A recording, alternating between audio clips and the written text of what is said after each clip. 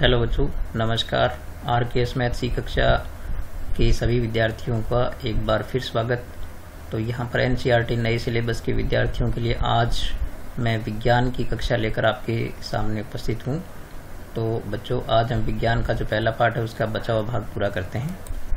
तो बच्चों, अभी तक हमने इस चैप्टर में जो है वो रासायनिक और भौतिक परिवर्तनों के बारे में, यौगिकों, आयनों के बारे में, रासायनिक समीकरणों की विशेषताएं, उनको संतुलित करना, किस प्रकार से रासायनिक अभिक्रिया में विकारक क्रिया करके उत्पाद बनाते हैं, ये सभी चीज़ें पढ़िए। आज की वीडियो में हम रासायनिक अभिक्रियाओं के प्रकार के बारे में पढ़ेंगे।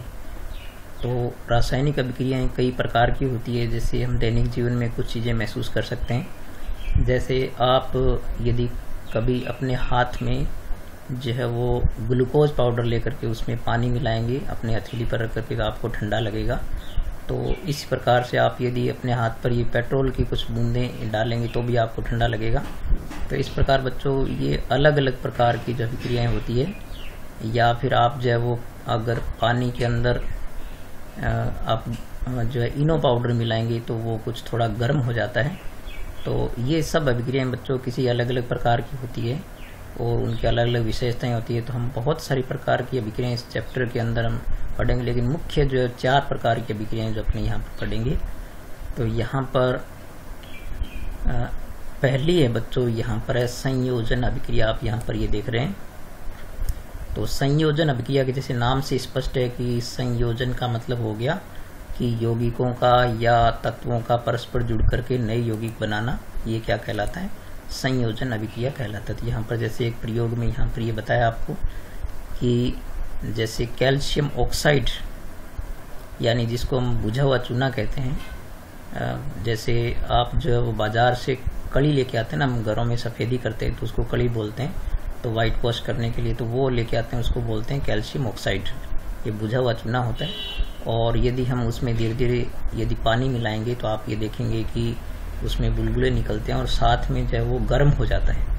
तो इस प्रकार से आपने देखा कि इसी रासायनिक अभिक्रिया को हम यहाँ पर इस प्रकार से लिख सकते हैं। तो यहाँ पर जो कैल्शियम ऑक्साइड है, ठीक है बच्चों, ये पूरी रासायनिक अभिक्रिया इस प्रकार से देखें आप कि यहाँ पर कैल्शियम ऑक्साइड जो है वो जब पानी से अभिक्रिया करता है तो कैल्शियम हाइड्रोक्साइड बनाता है, यानी बुझा हुआ चूना बनाता है। और उसमें जो है वो ऊष्मा निकलती है, तो ये गर्म हो जाता है। तो आपने देखा होगा कि घर में जब कली खोलते हैं तो वो बर्तन बहुत गर्म हो जाते हैं, आप हमेशा ध्यान रखा करें। तो इस प्रकार से ये अभिक्रिया जो है वो ऊष्मा देने वाली भी होगी। साथ में आपने देखा कि ये दोनों यौगिक मिलकर के यहाँ पर केवल एक यौगिक बना रहे हैं, यानी कैल्शियम हाइड्रोक्साइड बन गया, बुझा हुआ चूना बन गया, केवल एक उत्पाद बन गया। तो इस प्रकार से दोनों उत्पाद अभिकारकों ने मिलकर के एक उत्पाद बना दिया, इनका संयोजन हो गया। तो इसी को हम क्या कहते हैं? संयोजन अभिक्रिया कहते हैं। जैसे यहाँ पर ये बताया कि इस अभिक्रिया में कैल्शियम ऑक्साइड तथा जल मिलकर एकल उत्पाद कैल्शियम हाइड्रोक्साइड बनाते हैं। ऐसी अभिक्रिया जिसमें 2 या 2 से अधिक अभिकारक मिलकर के एकल उत्पाद का निर्माण करते हैं, तो उसे हम क्या कहते हैं? संयोजन अभिक्रिया कहते हैं। ठीक है बच्चों, ये परिभाषा आप याद रखें यहाँ से, ठीक है। और इसके बाद जो यहाँ पर ये एक बहुत महत्वपूर्ण जानकारी यहाँ पर आपको दे रखी है कि बच्चों, जब आप बिना बुझे हुए चूने को, कैल्शियम ऑक्साइड को पानी में घोलते हैं तो ये बनता है कैल्शियम हाइड्रोक्साइड, ठीक है। और ये जब आप दीवारों पर पोतते हैं, ठीक है, तो क्या होता है कि ये वातावरण की कार्बन डाइऑक्साइड से अभिक्रिया करके क्या बना लेता है? कैल्शियम कार्बोनेट बना लेता है। जो आप दीवार पर कली करते हैं, जो परत बन जाती है वो किसकी होती है? कैल्शियम कार्बोनेट की होती है। और साथ में जल वाष्प बनती है। तो इस प्रकार से आप देखते हैं कि कड़ी करने के बाद मकान में एक महक सी आने लगती है, यानी वहाँ से कार्बन डाइऑक्साइड जो है वो अवशोषित कर ली जाती है और बाद में जो है वो कड़ी जो है वो बाद में कैल्शियम कार्बोनेट के रूप में जो है वो पक जाती है। तो इस प्रकार से बहुत ही महत्वपूर्ण जानकारी यहाँ पर इस बॉक्स में दे रखी है आपको। ये भी आप याद रखें, समीकरण लिख लिख के याद किया करें। और यहाँ पर जैसे एक अभिक्रिया और आपको दे रखी है, कार्बन और ऑक्सीजन मिलकर के कार्बन डाइऑक्साइड बनाने। तो यहाँ पर भी आप देखें कि 2 पदार्थों ने मिलकर के एक पदार्थ बना लिया, एक यौगिक बना लिया। तो ये रासायनिक अभिक्रिया क्या हो गई? संयोजन अभिक्रिया, क्योंकि इन दोनों का संयोजन हो गया। और यहाँ भी आप जानते हैं कि हाइड्रोजन और ऑक्सीजन मिलकर के और जल बनाते हैं। यह अभिक्रिया हम कई बार पहले भी पढ़ चुके हैं। तो इस प्रकार से 2 या 2 से अधिक यौगिक मिलकर के एक यौगिक बनाते हैं तो वो अभिक्रिया क्या कहलाती है? संयोजन अभिक्रिया कहलाती है। ठीक है बच्चों। और साथ में यहाँ पर जैसे आपको दिया है कि ऊष्मा क्षेपी रासायनिक अभिक्रिया है, तो वे अभिक्रियाएं जिनमें ऊष्मा का उत्सर्जन होता है। ठीक है, जैसे आपने जो है वो कैल्शियम ऑक्साइड को पानी में घोला था, अभी हमने प्रयोग किया था, पीछे दिखाया था। तो उसमें क्या होता है कि जब पानी को घोलते हैं तो गर्म हो जाता है, इस प्रकार ऊष्मा का उत्सर्जन हो जाता है। ऐसी अभिक्रिया क्या कहलाती है? ऊष्मा क्षेपी अभिक्रिया कहलाती है। तो ये भी आप याद रखें यहाँ से। और इस प्रकार से यहाँ पर जो है वो एक और अभिक्रिया ऊष्मा क्षेपी अभिक्रिया का उदाहरण दे रखा है कि जब मीथेन को जलाया जाता है। ठीक है, जब ऑक्सीजन से अभिक्रिया करती है, जलाने का मतलब होता है बच्चों ऑक्सीजन से अभिक्रिया करना। तो इससे कार्बन डाइऑक्साइड बनता है और साथ में जल वाष्प बनती है और साथ में देखो ऊष्मा निकलती है। तो मीथेन जो है गोबर गैस में होती है, तो गोबर गैस जो है वो जलाने पर ऊष्मा देती है, आप जानते हैं। और इसके अलावा जो सीएनजी होती है बच्चों, जो जिनसे वाहन चलते हैं, दिल्ली वगैरह में सभी वाहन जो है वो कहाँ से किससे चलते हैं? सीएनजी से। उसमें अधिकतम भाग जो है वो मीथेन का होता है, CH4 का होता है। तो वो ऊष्मा देती है, ऊर्जा देती है। ठीक है, तो अब यहाँ पर आपसे पूछा है क्या श्वसन एक ऊष्मा क्षेपी अभिक्रिया है? तो यहाँ बिल्कुल बच्चों ये बहुत ही महत्वपूर्ण प्रश्न है कि ऊष्मा श्वसन क्रिया जो हम सांस लेते हैं ये भी एक ऊष्मा क्षेपी अभिक्रिया होती है। कैसे होती है? जैसे यहाँ पर ये बताया आपको कि जीवित रहने के लिए हमें ऊर्जा की आवश्यकता होती है। यह ऊर्जा हमें कहाँ से मिलती है? भोजन से प्राप्त होती है। पाचन क्रिया के समय खाद्य पदार्थ छोटे छोटे टुकड़ों में टूट जाते हैं, जैसे आलू, चावल, ब्रेड में कार्बोहाइड्रेट होता है। इन कार्बोहाइड्रेट के टूटने से ग्लूकोज प्राप्त होता है। ठीक है बच्चों, और ये ग्लूकोज हमारे शरीर में कोशिकाओं में उपस्थित ऑक्सीजन से मिलकर के क्या बनाता है? हमें ऊर्जा प्रदान करता है। इस प्रकार से श्वसन भी क्या होती है एक, तो यहाँ पर ऊष्माक्षेपी अभिक्रिया होती है। यहाँ पर जैसे देखिए आप, यहाँ पर श्वसन की जो रासायनिक समीकरण उसको यहाँ पर दर्शाया है कि ये जो ग्लूकोज है वो ऑक्सीजन से क्रिया करके और कार्बन डाइऑक्साइड और जल वाष्प बनाती है, साथ में ऊर्जा का उत्सर्जन होता है जिससे हमें शरीर में ऊर्जा मिलती है और हमें कार्य करने की क्षमता इससे प्राप्त होती है। तो इस प्रकार श्वसन भी एक ऊष्माक्षेपी अभिक्रिया होती है। ये बहुत महत्वपूर्ण प्रश्न बनता है, आप याद रखें। इसके अलावा शाक सब्जियों का विघटन होकर के कंपोस्ट बनना भी ऊष्माक्षेपी अभिक्रिया होती है। तो ये थी बच्चों ऊष्माक्षेपी अभिक्रिया और संयोजन अभिक्रिया। ठीक है बच्चों, तो ये आप इनकी परिभाषाएं याद रखें और कम से कम एक एक दो दो समीकरण साथ में लिख करके जरूर याद करें। इसके बाद है बच्चों वियोजन अभिक्रिया। तो जैसे कि नाम आप देख रहे हैं कि संयोजन का विलोम क्या हो गया? वो वियोजन हो गया। यानी संयोजन का मतलब जुड़ना हो गया और वियोजन का मतलब टूटना हो गया। तो क्या होता है कि जब एक यौगिक आगे 2 या 2 से अधिक यौगिकों में टूटता है तो वो अभिक्रिया क्या होती है? वियोजन अभिक्रिया होती है। ये बिल्कुल किसका विलोम हो गया? ये संयोजन अभिक्रिया का विलोम हो गया बिल्कुल। तो यहाँ पर जैसे ये अभिक्रिया आपको यहाँ पर दिखाई है कि यदि फेरस सल्फेट को गर्म करें तो इससे क्या बनता है? फेरिक ऑक्साइड बनता है और साथ में सल्फर डाइऑक्साइड बनता है और सल्फर ट्राइऑक्साइड बनता है। तो इस प्रकार से आपने देखा कि एक यौगिक से आगे कितने यौगिक बन गए? एक यौगिक से आगे 3 यौगिक बन गए। तो इस प्रकार से एक यौगिक 2 या 2 से अधिक यौगिकों में टूटता है तो वो अभिक्रिया क्या कहलाती है? वियोजन अभिक्रिया कहलाती है। जैसे यहाँ पर आप देख सकते हैं कि ये लिखा है कि इस अभिक्रिया में एकल अभिकर्मक, यहाँ पर एक अभिकर्मक था, यहाँ पर FeSO4, जिससे आगे कितने बन गए? टूट करके छोटे छोटे उत्पाद प्रदान करता है। यह एक वियोजन अभिक्रिया है। ठीक है बच्चों, तो गर्म करने पर फेरस सल्फेट क्या होता है? फेरस सल्फेट एक्चुअल में क्या होता है? उसके साथ 7 हाइड्रेट अणु होते हैं जिनको क्रिस्टल जल बोल देते हैं। तो उनको त्याग कर देता है, उसका रंग भी बदल जाता है साथ में। और साथ में क्या बनता है? फेरिक ऑक्साइड और सल्फर डाइऑक्साइड और सल्फर ट्राइऑक्साइड भी बनता है। ठीक है बच्चों, ये दोनों गैसें हैं, सल्फर डाइऑक्साइड और सल्फर ट्राइऑक्साइड। अब यहाँ पर ये कहा है कि ऊष्मा देने पर कैल्शियम कार्बोनेट का कैल्शियम ऑक्साइड और कार्बन डाइऑक्साइड में वियोजन होना एक प्रमुख वियोजन अभिक्रिया है।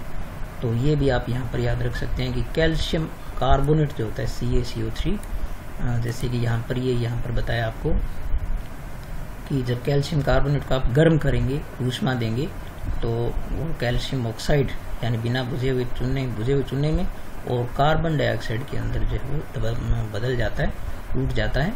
तो इस प्रकार के जो है, तो इसमें बच्चों आप देखा कि आपने कि ऊष्मा देनी पड़ रही है।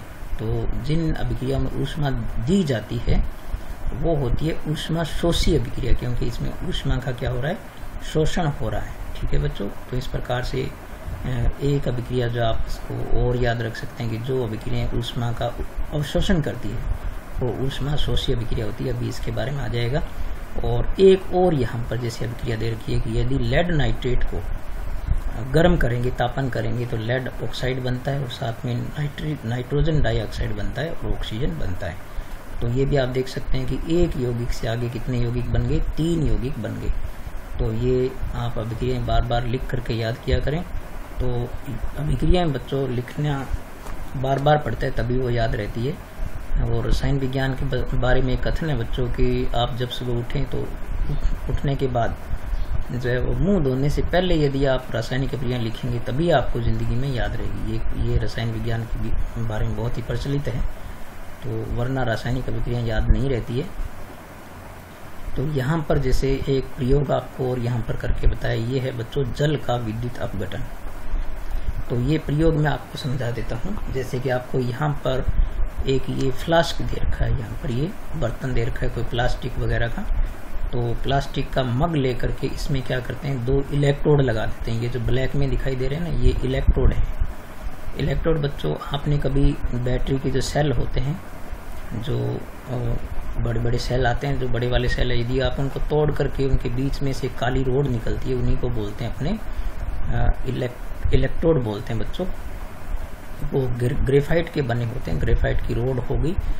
और इसको मग को क्या कर लेते हैं, आधा पानी से भर करके, और ये जो आपको यहाँ पर दिखाई दे रही है ये बोलते हैं इनको टेस्ट ट्यूब। ठीक है, यानी परखनली बोलते हैं हिंदी में इसको वैसे। तो इनको पानी से भर करके और उल्टा करके इसके अंदर इनके इलेक्ट्रोड के ऊपर रख देते हैं।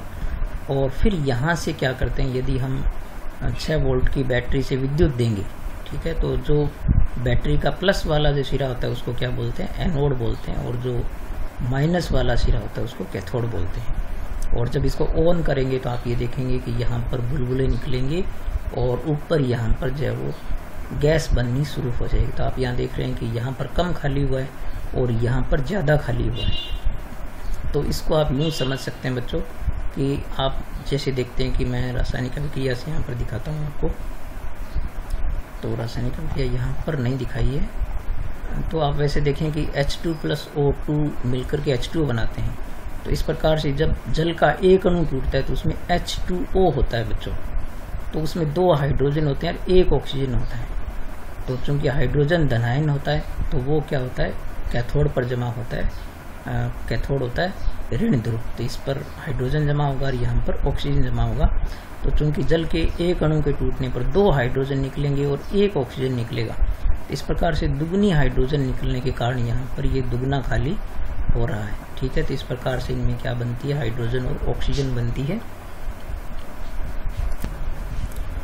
तो इस प्रयोग से बच्चों ये समझते हैं हम कि H2O का जो एक अणु टूटता है तो उससे हाइड्रोजन और ऑक्सीजन 2 पदार्थ बन जाते हैं। इस प्रकार से ये क्या हो गया, वियोजन अभिक्रिया हो गई, क्योंकि इसमें एक अणु टूट करके आगे 2 अलग अलग ऑक्सीजन और हाइड्रोजन के अणु बनते हैं।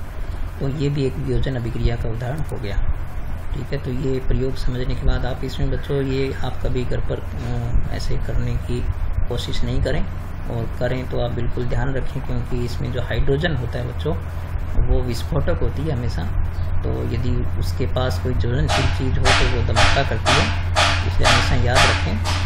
आपकी ये प्रयोग जो है वो सावधानी से करना चाहिए या किसी की देख रेख में करना चाहिए। ठीक है, और इसी प्रकार से बच्चों ये यहाँ पर कुछ वियोजन अभिक्रिया के अलग अलग उदाहरण आपको यहाँ पर दे रखे हैं। जैसे ये जो है वो सिल्वर क्लोराइड जो होती है वो सूर्य के प्रकाश में रखने पर किस में बदल जाती है, सिल्वर और क्लोरीन में बदल जाती है। तो इसको कहते हैं प्रकाशीय अपघटन बोलते हैं। इसको अपघटन का मतलब भी वियोजन होता है। और इसी प्रकार सिल्वर ब्रोमाइड को भी जब हम क्या करते हैं, सूर्य के प्रकाश में रखेंगे तो वो भी सिल्वर और ब्रोमीन में बदल जाता है। तो ये पहले जब ब्लैक एंड वाइट फ़ोटो बनाते थे तो उसमें इसका काम होता था, आजकल ये काम में नहीं आती है। क्योंकि आजकल जो है वो फोटो डिजिटल तरीके से बनाई जाती है। तो इस प्रकार से आपने देखा बच्चों की वियोजन अभिक्रियाएं जितनी भी होती है या अपघटनीय अभिक्रियाएं होती है उसमें ऊष्मा का या विद्युत का अवशोषण होता है, इसलिए इन अभिक्रियाओं को क्या बोलते हैं, ऊष्मा शोषी अभिक्रिया कहते हैं। तो इस प्रकार से आपने साथ में संयोजन अभिक्रिया के साथ आपने देखा कि संयोजन अभिक्रिया ऊष्मा क्षेपी अभिक्रिया होती है, क्योंकि उसमें ऊष्मा का उत्सर्जन होता है, और जो वियोजन अभिक्रिया या अपघटनीय अभिक्रिया होती है वो ऊष्मा शोषी अभिक्रिया होती है, क्योंकि उसमें ऊष्मा का अवशोषण होता है, हमें ऊष्मा देनी पड़ती है तभी वो वियोजन संभव होता है। तो यहाँ पर ये कुछ प्रश्न दिए, तो इन प्रश्नों के उत्तर जो है मैं इस वीडियो के आखिर में आपको दिखाऊंगा, जहाँ से आप इनको नोट कर सकते हैं और अपनी कॉपी में नोट कर सकते हैं, याद कर सकते हैं, और प्रश्नों को जरूर याद करना है बच्चों।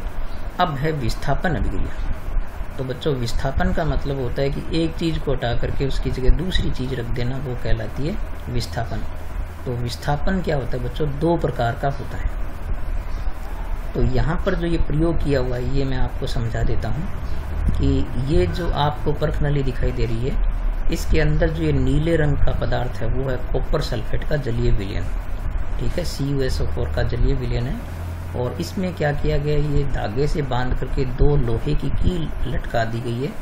तो बच्चों आप देखेंगे कि कुछ देर बाद जब आप इन कीलों को बाहर निकाल के देखेंगे तो आपको लगेगा जैसे तांबे की कीलें बन गई है, बिल्कुल तांबे की तरह दिखाई देगी ये। तो इसमें क्या होता है वो यहाँ पर अपने रासायनिक अभिक्रिया के द्वारा यहाँ पर देखते हैं अपने कि ये यहाँ पर एक्चुअल में ये हुआ है बच्चों। इसमें क्या हुआ कि लोहे की कील यानी Fe लोहा होता है, और CuSO4 जब अभिक्रिया करता है तो इसमें क्या होता है, जो Fe होता है वो यहाँ से Cu को हटा देता है और FeSO4 बना लेता है। Cu यहाँ पर क्या हो जाता है, मुक्त हो जाता है, ठीक है।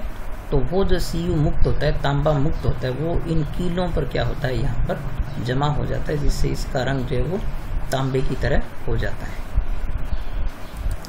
तो इन कीलों पर तांबा जमा होने के कारण बच्चों ये कैसे दिखाई देने लग जाती है, तांबे की कील की तरह दिखाई देने लग जाती है। तो इस प्रकार से ये हो गई प्रतिस्थापन अभिक्रिया। ये एकल विस्थापन है बच्चों, क्योंकि इसने केवल लोहे ने तांबे को विस्थापित किया, तो ये एकल विस्थापन है, क्योंकि इसमें तांबा बाहर निकल गया और तांबे की जगह किसने ले ली, लोहे ने ले ली। तो ये कहलाता है एकल विस्थापन अभिक्रिया, ठीक है। तो इस एकल विस्थापन अभिक्रिया में क्या होता है कि जो कम सक्रिय पदार्थ होता है उसको सक्रिय पदार्थ हटा देता है। तो यहाँ पर लोहा जो है वो तांबे से अधिक सक्रिय होता है, इसलिए लोहा क्या करता है, खुद SO4 के साथ यौगिक बना लेता है और तांबे को यहाँ से विस्थापित कर देता है। तो ये एकल विस्थापन है। तो ये यहाँ भी कुछ एकल विस्थापन अभिक्रियाएं यहाँ पर दिखाई गई है। जैसे जिंक की यदि अभिक्रिया कराएंगे कॉपर सल्फेट से तो जिंक सल्फेट बनेगा और कॉपर मुक्त हो जाएगा। और एक अभिक्रिया यहाँ पर ये सीसा यानी लेड जो होता है उसकी और CuCl2 की कॉपर क्लोराइड की अभिक्रिया और दिखाई गई है यहाँ पर। तो ये थी बच्चों एकल विस्थापन अभिक्रिया। अब द्वि विस्थापन अभिक्रिया में क्या होता है, दो विस्थापन होता है, यानी एक की जगह दूसरा ले लेता है और दूसरे की जगह पहला ले लेता है। तो इस प्रकार से द्वि विस्थापन अभिक्रिया होती है। तो यहाँ पर आप देख सकते हैं कि Na2SO4, ठीक है बच्चों, और दूसरा है BaCl2। तो यहाँ पर जो बनने वाला यौगिक है बच्चों, यहाँ पर आप देख सकते हैं कि BaSO4 यानी Ba जो है वो Na के स्थान पर चला गया और Na कहाँ आ गया, Ba के स्थान पर आ गया। तो इस प्रकार की जो अभिक्रिया होती है वो द्वि विस्थापन अभिक्रिया होती है, ठीक है, क्योंकि Na जो है वो Cl2 के साथ यौगिक बना लेता है तो NaCl हो गया, और बेरियम जैव सल्फेट के साथ यौगिक बना करके बेरियम सल्फेट बना लेता है। तो मतलब Na ने Ba का स्थान ले लिया और Ba ने Na का स्थान ले लिया। तो इस प्रकार से ये जो है वो द्वि विस्थापन अभिक्रिया हो गई। तो इस प्रकार की अभिक्रियाओं को क्या कहते हैं, जब आयन परस्पर अपने स्थान बदल लेते हैं तो ये कहलाती है द्वि विस्थापन अभिक्रिया, ठीक है बच्चों। अब है इसमें उपचयन और अपचयन अभिक्रिया। तो उपचयन और अपचयन बच्चों, उपचयन को ऑक्सीकरण भी कहते हैं, ठीक है, ऑक्सीकरण और अपचयन अभिक्रिया। तो इसमें ऑक्सीकरण शब्द से जैसे आप समझ पा रहे हैं कि ऑक्सीकरण का मतलब हो गया कि जब भी कोई पदार्थ ऑक्सीजन से अभिक्रिया कर लेता है तो उसका क्या हो जाता है, ऑक्सीकरण हो जाता है, तो उसको उपचयन अभिक्रिया कहते हैं। और यदि किसी पदार्थ में से ऑक्सीजन निकल जाता है तो वो होती है अपचयन अभिक्रिया। तो इसको हम आगे गौर से यहाँ से पढ़ेंगे। तो यहाँ आप देख सकते हैं कि जैसे यहाँ पर तांबा है Cu, तो Cu ने जब ऑक्सीजन से अभिक्रिया की तो CuO बन गया, यानी क्यूप्रिक ऑक्साइड बन गया। तो यहाँ पर आप देख सकते हैं कि तांबे ने किससे अभिक्रिया की है, ऑक्सीजन से, और जो भी ऑक्सीजन से अभिक्रिया कर लेता है उसका ऑक्सीकरण हो जाता है। तो यहाँ पर तांबे का क्या हो गया, ऑक्सीकरण हो गया।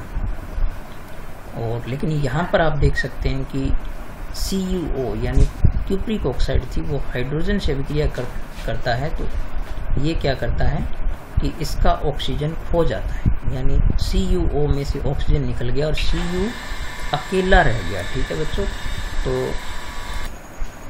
तो यहाँ पर बच्चों ये जब कॉपर ऑक्साइड की यानी क्यूप्रिक ऑक्साइड की हाइड्रोजन से अभिक्रिया होती है तो कॉपर बनता है और H2O बनता है। तो यहाँ पर आप देख सकते हैं कि यहाँ पर कॉपर ने जो है वो ऑक्सीजन को खोया है, जबकि यहाँ पर कॉपर ने ऑक्सीजन को पाया है। तो यहाँ पर जैसे ये बता रखा है बच्चों, यहाँ पर आप इस चीज़ को गौर से समझें कि जब किसी रासायनिक अभिक्रिया के अंदर क्या होता है कि ऑक्सीजन की वृद्धि होती है। जैसे यहाँ पर इस ऑक्सीजन कॉपर में जुड़ गया तो इसमें ऑक्सीजन की वृद्धि हो गई। तो ऑक्सीजन की वृद्धि होने को क्या बोलते हैं, उपचयन बोलता है या ऑक्सीकरण बोलते हैं। और जब भी किसी अभिक्रिया के अंदर ऑक्सीजन का ह्रास होता है, मतलब ऑक्सीजन की कमी हो जाती है, तो उसको क्या बोलते हैं, अपचयन बोलते हैं। यानी ऑक्सीजन की वृद्धि होना यानी ऑक्सीजन से अभिक्रिया होना उपचयन हो गया, और ऑक्सीजन की कमी होना क्या हो गया, अपचयन हो गया। इस प्रकार से आप इस चीज़ को अच्छी तरह याद रखें। और यहाँ पर जैसे एक और अभिक्रिया यहाँ पर दिखा रखी है कि यहाँ पर जो उसी अभिक्रिया को वापस समझाया गया है कि C यानी क्यूप्रिक ऑक्साइड जब हाइड्रोजन से अभिक्रिया करती है तो कॉपर और H2O बनता है। तो यहाँ पर बच्चों दो घटनाएं एक साथ हुई है, क्योंकि कॉपर ने यहाँ पर ऑक्सीजन खोया है और अकेला क्या रह गया, कॉपर रह गया। तो यहाँ पर ऑक्सीजन की कमी हुई है, इसलिए कॉपर का यहाँ पर क्या हो गया, अपचयन हो गया। लेकिन हाइड्रोजन के साथ आप देखें कि ऑक्सीजन जुड़ गया, जो इसने खोया वो इसके पास आ गया। तो इस प्रकार से ये हो गया हाइड्रोजन का ऑक्सीकरण या उपचयन हो गया। ठीक है बच्चों, तो यहाँ पर ऑक्सीजन जो खो देता है उसका अपचयन हो जाता है, और जिसको ऑक्सीजन मिल जाता है उसका उपचयन हो जाता है या ऑक्सीकरण हो जाता है। तो इस प्रकार आपने देखा कि एक ही अभिक्रिया के अंदर दोनों घटनाएं संपन्न होती है, उपचयन और अपचयन। इसलिए इन दोनों घटनाओं को सामूहिक रूप से क्या बोलते हैं, रेडॉक्स अभिक्रिया बोलते हैं। ठीक है, तो रेडॉक्स अभिक्रिया जो है वो इसलिए बोलते हैं कि उपचयन को इंग्लिश में बोलते हैं ऑक्सीडेशन और अपचयन को बोलते हैं रेडॉक्स। तो रेडॉक्स का जो रेड ले लिया और ऑक्सीडेशन का ऑक्स ले लिया, तो ये बन गया रेडॉक्स। तो इसकी परिभाषा आप यूँ लिख सकते हैं कि किसी भी रासायनिक अभिक्रिया में यदि किसी का ऑक्सीकरण होता है या उपचयन होता है तो निश्चित रूप से किसी दूसरे का क्या होता है, अपचयन होता है। इस प्रकार एक ही अभिक्रिया के अंदर दोनों अभिक्रियाएं संपन्न होती है, उपचयन और अपचयन। इसलिए इसको सामूहिक रूप से क्या बोलते हैं, रेडॉक्स अभिक्रिया बोलते हैं। ठीक है, ये हम इन अभिक्रियाओं से भी समझ सकते हैं। जैसे जिंक ने जो है वो ऑक्सीजन खो दिया तो जिंक का हो गया अपचयन, और कार्बन ने पा लिया तो इसका हो गया उपचयन। ठीक है बच्चों, ये और भी अभिक्रिया आप देख सकते हैं यहाँ पर। तो ये जो है वो कुछ चीज़ें थी यहाँ पर। अब क्या आपने दैनिक जीवन में उपचयन अभिक्रियाओं के प्रभावों को देखा है? तो ये कुछ चीज़ें बच्चों अपने देख सकते हैं कि बिल्कुल हमने जो दैनिक जीवन में बहुत सारी अभिक्रियाएं ऐसी देखी है या ऐसे कुछ घटनाएं देखी है जिनसे हमें ऑक्सीकरण का या उपचयन अपचयन का पता लगता है। जैसे आप देख सकते हैं कि लोहे की साफ चीज़ आप छोड़ दीजिए साफ करके एकदम, तो 1 या 2-3 दिन में आप देखेंगे कि उस पर जंग लग जाता है, लालिमा युक्त हो जाता है, उस पर परत चढ़ जाती है। तो वो जंग की होती है, तो वो होता है बच्चों किसके कारण, वो होता है ऑक्सीजन से अभिक्रिया के कारण और नमी की उपस्थिति में जंग लग जाता है। तो ये होता है। इस प्रकार दैनिक जीवन में हम ये देख सकते हैं। या आप चांदी या तांबे की चीज़ जो है वो आप कहीं रख दो तो वो भी तांबे की चीज़ जो है वो अपने आप ही उस पर जो है उसका रंग बिगड़ जाएगा। ये साफ की चीज़ को, जिस तांबे के बर्तन आपने देखे होंगे, तो वो भी क्या होता है, ऑक्सीकरण होने के कारण होता है या उपचयन होने के कारण होता है। और फिर इससे बचने के लिए बच्चों क्या करते हैं कि जब कोई धातु अपने आसपास अम्ल आर्द्रता के संपर्क में आता है तब ये संक्षारित होती है, और इस अभिक्रिया को क्या बोलते हैं, संक्षारण अभिक्रिया कहते हैं। ठीक है, तो चांदी के ऊपर जो काले परत चढ़ जाती है या तांबे के ऊपर जो हरी परत चढ़ जाती है वो किसका उदाहरण है? संक्षारण का उदाहरण होता है। ठीक है, इसलिए चाहे वो ढांचे पुल वगैरह ये जो इनको बहुत ही क्षति होती है। आपने देखा होगा कि गार्डर वगैरह होते हैं सरिये, उन पर जंग लग जाता है।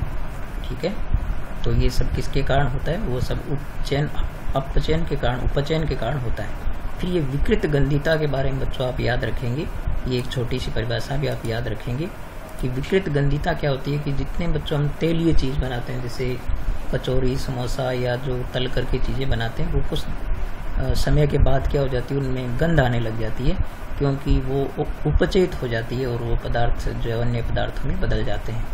ठीक है, तो इस प्रकार इस अभिक्रिया को, इस घटना को क्या बोलते हैं? विकृत गंधिता बोलते हैं। तो इससे बचने के लिए क्या करते हैं कि जैसे आपने देखा होगा कि जो कुरकुरे वगैरह होते हैं उनके जो पाउच होते हैं आपने देखे होगा, तो उनके अंदर जो है वो गैस भरी होती है ताकि इसमें जो उनका ऑक्सीकरण उपचयन नहीं हो सके। इनसे बचने के लिए चिप्स वगैरह को बचाने के लिए नाइट्रोजन गैस भर देते हैं उनमें ऑक्सीजन हटा करके, ताकि विकृत गंधिता की घटना से बचा जा सके। अब ये बच्चों ये प्रश्न जो है इनके उत्तर मैं आपको एक साथ दिखा देता हूँ, और ये आपने क्या सीखा ये चीज़ें बहुत गौर से आपको पढ़नी है वीडियो रोक करके, और इसमें जो पाठ में आई चीज़ों को यहाँ पर संकलित किया गया है। तो ये सब चीज़ें आप गौर से बिल्कुल पढ़ना और इनको लर्न करना है, याद करना है आपको। यदि ये आप याद कर लेते हैं तो छोटी छोटी सब परिभाषाएं आपको याद हो जाएगी। तो वीडियो रोक करके आप इन चीज़ों को जरूर पढ़ा करें। अब ये आगे प्रश्न, तो मैं आपको प्रश्नों के उत्तर पर लिए चलता हूँ। तो ये यहाँ पर बच्चों पाठ के बीच में जो प्रश्न आए थे उनके उत्तर दिए गए हैं। जैसे वायु में जलाने से पहले मैग्नीशियम रिबन को साफ क्यों किया जाता है? तो वो साफ इसलिए किया जाता है कि पूरी तरह वायु के संपर्क में उसके ऊपर जंग वगैरह लगाए वो हट जाए, ताकि वो वायु के संपर्क में आ सके। ठीक है, फिर ये जो कुछ यहाँ पर आपको दे रखा है, जो शाब्दिक समीकरण दे रखी है उनको रासायनिक समीकरण के रूप में बदलना है। तो ये आप खुद बदलिए, इनके जो आंसर यहाँ पर नहीं दिए गए। और फिर इसके बाद जो है बच्चों यहाँ से जो आपके अभ्यास प्रश्न शुरू हो रहे हैं, तो यहाँ पर क्या है, आपको एक अभिक्रिया दी है यहाँ पर कि लेड ऑक्साइड जब वो कार्बन से अभिक्रिया करके और लेड और कार्बन डाइऑक्साइड बनाता है, तो यहाँ पर कौन कौन सी घटनाएं हुई है? तो एक तो यहाँ पर आपने देखा बच्चों कि लेड ने ऑक्सीजन खोया है, इसलिए ठीक है, तो लेड ने ऑक्सीजन खोया है तो इसका क्या हो गया? अपचयन हो गया। तो ये सही है। तो एक तो बच्चों ये पहला कथन सत्य हो गया। और आपसे पूछा असत्य कथन कौन से हैं? तो कार्बन डाइऑक्साइड उपचयित हो रहा है, तो कार्बन डाइऑक्साइड उपचयित नहीं हो रहा है, कार्बन जो है वो उपचयित हो रहा है, इसलिए ये कथन असत्य है। दूसरा फिर कह रहे कार्बन अपचयित हो रहा है, तो ये भी नहीं हो रहा है क्योंकि ऑक्सीजन थोड़ी त्याग रहा है, ये भी असत्य हो गया। और लेड ऑक्साइड अपचयित हो रहा है, तो लेड ऑक्साइड अपचयित हो रहा है, बिल्कुल सही है। ये चूंकि इसने ऑक्सीजन खोया है लेड ने, तो ये जो है वो कथन, चूंकि लेड ने खोया तो लेड अपचयित हो रहा है बच्चों, लेड ऑक्साइड नहीं हो रहा है। तो इसमें से वैसे ये जो है वो ये का कौन कौन से, तो इसमें यहाँ पर ये देखें कि सीसा जो है ये कथन पहला सत्य है, दूसरा सत्य है, तीसरा यहाँ पर सत्य बताया, लेकिन बच्चों ये सत्य नहीं है क्योंकि यहाँ पर यदि ऊ होता ना पहले स्थान तो ये सत्य होता, और डी जो है वह असत्य है। तो यहाँ पर ये सी जो है वह सत्य नहीं है, ये गलत उत्तर दिया है यहाँ पर। फिर यहाँ पर जो ये अभिक्रिया बच्चों यहाँ पर दी है किस प्रकार की अभिक्रिया है, तो आप यहाँ पर देख रहे हैं कि यहाँ पर Al ने Fe की जगह ले ली, यह तो एकल विस्थापन हुआ है बच्चों यहाँ पर। तो ये क्या है, विस्थापन अभिक्रिया का उदाहरण है। इसमें इसका जो ये डी भाग इसका सही है, आपको ये नीचे उत्तर दे रखा है।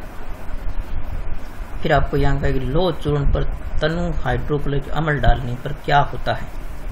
तो क्या होता है बच्चों, लोहे की जो चूर्ण है उस पर तनु हाइड्रोक्लोरिक अम्ल डालेंगे तो जो है आप देखेंगे कि हाइड्रोजन गैस निकलती है और आयरन क्लोराइड बनता है। आप हमेशा जानते हैं कि क्योंकि अम्ल जो है वो धातुओं से क्रिया करके हमेशा क्या देते हैं, हाइड्रोजन गैस देते हैं। ठीक है, तो इसका ए वाला भाग सही है, यानी कोई भी धातु वो तनु अम्लों से भी क्रिया करके क्या देते हैं, हाइड्रोजन गैस देते हैं। तो ये इसका ए उत्तर सही है। फिर यहाँ पर ये कहा है कि संतुलित रासायनिक समीकरण क्या है, रासायनिक समीकरण को संतुलित करना क्यों आवश्यक है। तो यहाँ जो हमने पहले संतुलित अभिक्रियाएं कैसे करते हैं वो सब पढ़े थे बच्चों।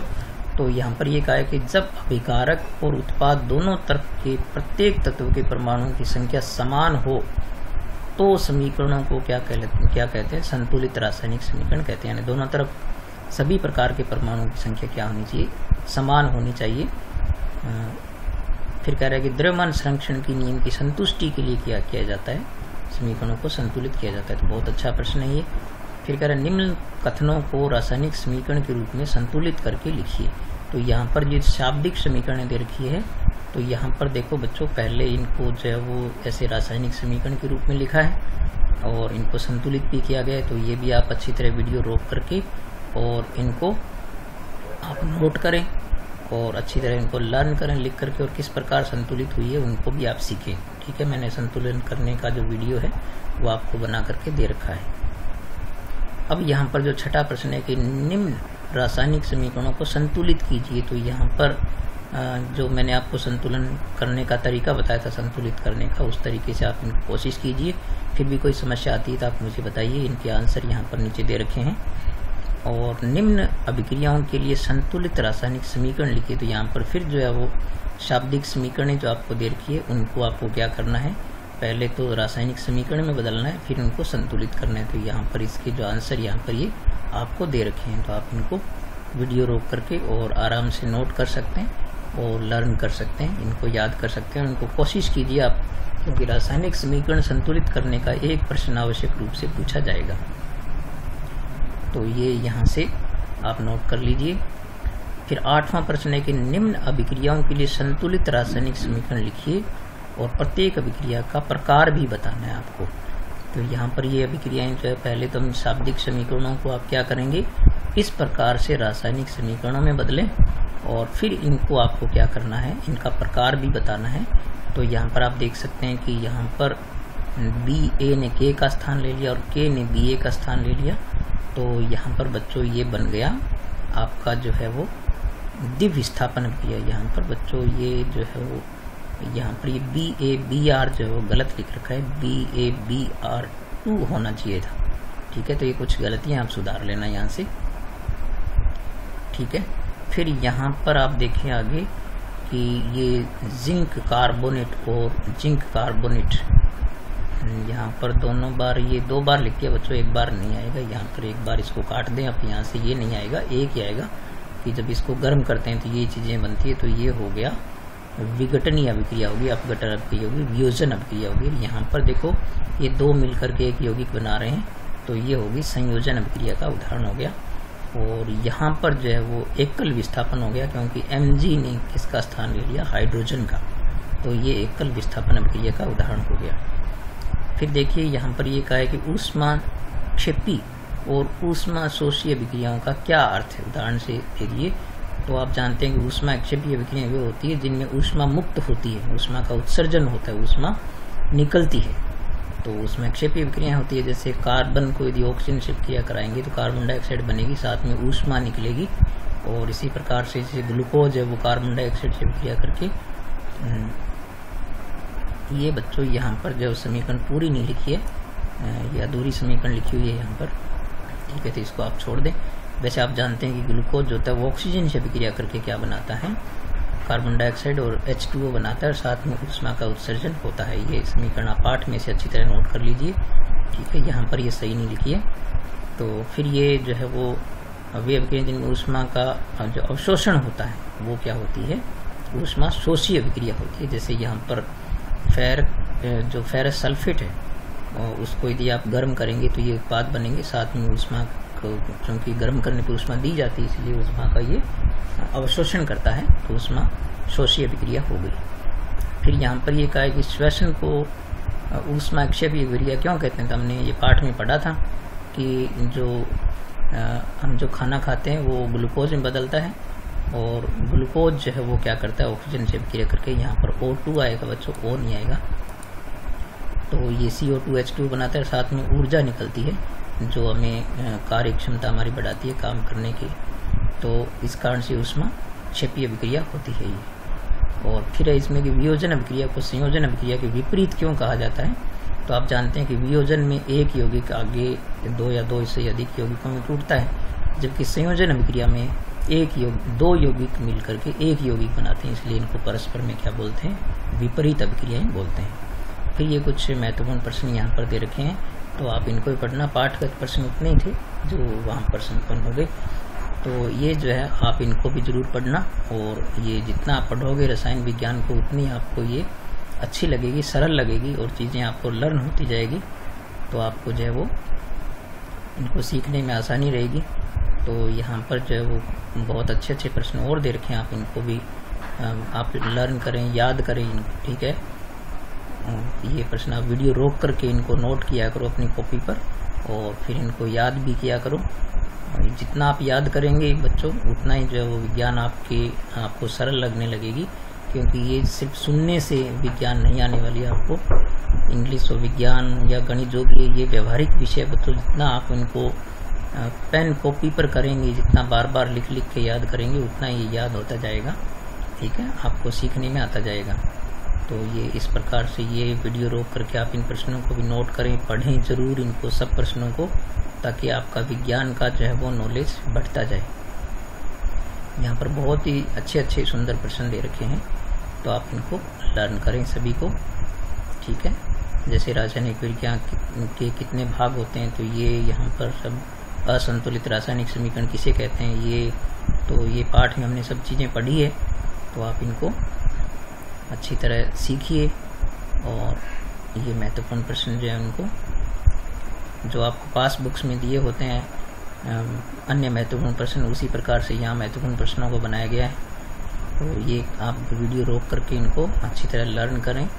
और ये जैसे यहाँ पर ऐसे प्रश्न भी बच्चों परीक्षा में आते हैं कि एक भूरे रंग का चमकदार तत्व X को वायु की उपस्थिति में गर्म करने पर वह काले रंग का हो जाता है, तो ये क्या है तत्व और ऐसा क्यों होता है। तो बच्चों ये जो भूरे रंग का तत्व होता है वो तांबा होता है, और जब ऑक्सीजन की उपस्थिति में उसको गर्म करते हैं तो क्या होता है, वो क्यूप्रिक ऑक्साइड में बदल जाता है, और ये काले रंग का होता है क्यूप्रिक ऑक्साइड जो है वो, ठीक है। तो ये ऐसे प्रश्न भी परीक्षा में पूछते हैं। फिर संक्षारण क्या होता है, ये हमने जो पाठ के अंत में पढ़ा था। और संक्षारण से बचने के लिए क्या करते हैं बच्चों, जस्तीकरण करते हैं, या गैल्वेनाइजेशन बोलते हैं इंग्लिश में उसको, या फिर रंग कर देते हैं या तेल लगा देते हैं। जैसे आपने देखा होगा कि जो पाइपें होती है उनको जंग से बचाने के लिए उन पर या तो रंग कर दिया जाता है, या गेट होते हैं लोहे के उन पर भी रंग कर देते हैं ताकि उन पर जंग नहीं लगे, संक्षारण से बचाया जा सके। फिर ये प्रश्न जो अपने आप इनको वीडियो रोक करके एक एक पढ़ें सब, और लर्न करें बच्चों, याद करना पड़ेगा बहुत सारी चीज़ें। तो पाठ को आप बार बार सुने, और उसके बाद जो आप यदि आपको लेसन समझ में आएगा तो ये सब चीज़ें भी आपको बहुत अच्छी तरीके से समझ में आएगी। तो ठीक है बच्चों, मैंने आपको पूरा चैप्टर पढ़ाया, उसमें बीच में जितनी चीज़ें थी वो वही मैंने एक एक करके आपको बताई। रासायनिक समीकरण कैसे होती है, यौगिक कैसे बनते हैं, उनके नाम कैसे लिखते हैं, संतुलन करना भी आपको, संतुलित समीकरण करना भी बताया। और इसके बाद ये चैप्टर मैंने आपको पूरा पढ़ा दिया। आप इसको वीडियो को बार बार सुने, और जब आपको लेसन लर्न होगा, पूरी थ्योरी आपको जब लर्न हो जाएगी, तो क्वेश्चन आंसर जो लर्न करने में आपको बहुत आसानी रहेगी। तो ठीक है बच्चों, इसके बाद जो है वो अगले वीडियो में हम इसके नेक्स्ट चैप्टर को पढ़ेंगे। आप छुट्टियों में पढ़ते रहिए, और जब आप वीडियो देखें तो उसको लाइक जरूर किया करें बच्चों। आप लाइक नहीं करते हैं, कमेंट भी किया करें, तो मुझे बहुत खुशी होगी। और पढ़ते रहें बच्चों, इस प्रकार से आप अपने स्वास्थ्य का ध्यान रखें, और मेरी वीडियो शेयर करें अपने दोस्तों के साथ, भाई बहनों के साथ, और छुट्टियों का फ़ायदा उठाएं। और शिक्षा जो है बच्चों जीवन में एक ऐसी चीज़ है जिसको कोई नहीं छीन सकता, वो आपकी निजी संपत्ति होती है। और शिक्षा से जो आप प्राप्त कर सकते हैं वो अन्य किसी तरीके से प्राप्त नहीं कर सकते। ये एक ऐसी फसल है जो एक बार पकने के बाद आपको जीवन भर जो है वो फ़ायदा देती रहेगी। इसलिए आपका जो है वो ये पढ़ने का काल है, तो आप कम से कम तो इन 2-3 सालों में आप 10वीं 11वीं 12वीं में यदि अच्छा अध्ययन कर जाएंगे तो आपको जीवन में एक नई दिशा मिल जाएगी, आपका जीवन जो है वो सफलता की ओर बढ़ने लगेगा। तो ठीक है बच्चों, आप लगातार पढ़ते रहिए, मेरी शुभकामनाएं हमेशा आपके साथ हैं। तो मिलेंगे अगले वीडियो में, तब तक नमस्कार।